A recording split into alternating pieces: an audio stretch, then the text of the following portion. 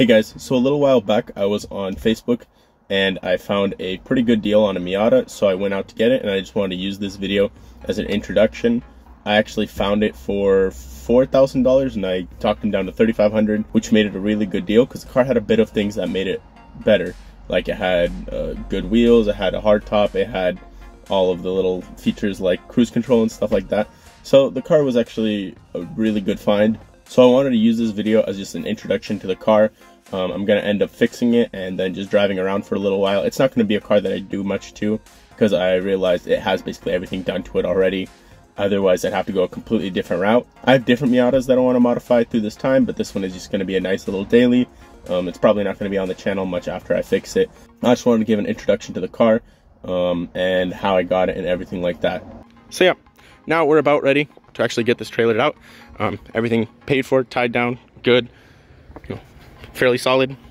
The only sketchy thing is, look at how close that is. I just hope I don't drive over anything, because that would suck. But besides that, yeah, it's about ready to go. So, as per usual, what good trip does not end with stopping at an AutoZone? Beautiful. So yeah, as per usual, stopping at AutoZone. They wouldn't let me use a jack, so I had to use this car's jack, and I had to take off the front like splitter, which definitely completes the look of the car. Now if you look at it, it's pretty clean, but it's not, you know, 100% clean. So we're going back and we're driving home. So yeah, fun stuff. There we go. Here's Miata. There's Dutch Bros. Well guys, the car is now at my house, and as you can see, it's actually paint. I don't know if you can actually see this, but super swirly.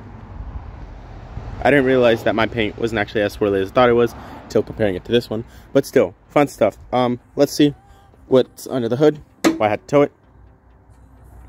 Oh wow. Yeah, that doesn't have a head. But the car did come with a head, like I said before.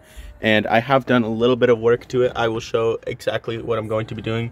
But if you can see back there, that's a little bit of the gasket left. And I had to take a razor blade. Otherwise, it wasn't coming off. So yeah, I'm going to show the whole process of changing out the head. Currently, I got it with the head off. And yeah, I kind of figured out why it was super expensive for it to get done. Because the shop kind of quoted me at close to $1,000 just to get the head resurfaced and to change the valve, because the valve had a hole. The valve itself had a hole in it. I don't know how that happened. Maybe I can show you that to you guys later.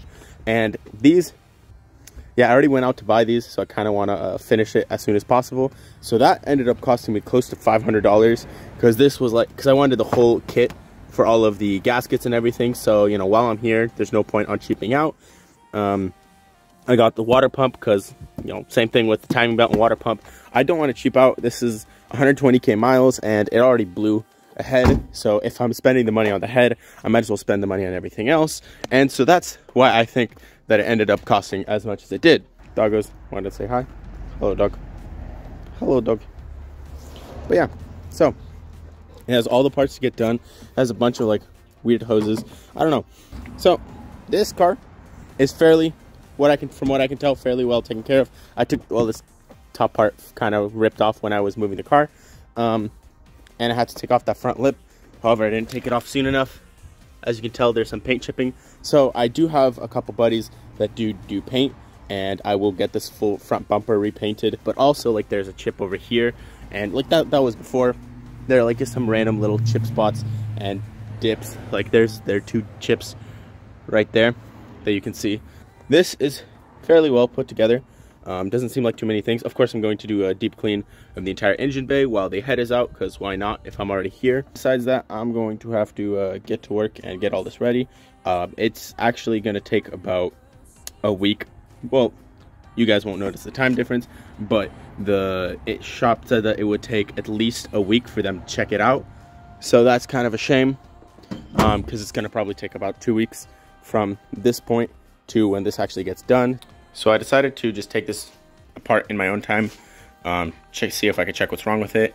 And one of these injectors just comes out like that, so that's probably just an O-ring. Hopefully that's just an O-ring issue. If not, then I have bigger issues that I need to worry about. But one of these valves is bent. This definitely needs to be taken to a machine shop. But I called, and they quoted me like $800 to redo everything. So I don't know about that. I'll have to see what I end up doing. I might be taking off the head from the 95 and putting it in the Miata, but for now, I'm going to take this head to the machine shop and see what they say. If they quote me anything under 500, I'll do it, but anything over, I'll have to wait on that one. So yeah, that's what's happening now. So this intake should still be good. I see no issues with it besides this one injector. And yeah, now I'm gonna go to the machine shop and see what they say. Like I said, if you read the subtitle, the car had actually a burned valve. I took it to the machine shop. I ended up getting it fixed. I'll talk about that a little more in the next video in this short little series. This is the Miata that got me more into flipping Miatas. The blue Miata, which you'll see in the next video. It was fun to do. It got me into the idea of buying Miatas, but I kind of didn't like that process. It was a whole bunch of work for not much return. So I learned from that mistake for sure.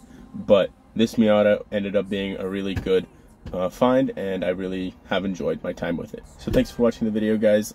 This was a shorter one. Like I said, it was just introducing the car. If you guys want to see more of this project, let me know. If you guys want to see my other projects or even different projects, I'd also like to hear about that. But for the meantime, guys, that's it. See you next time.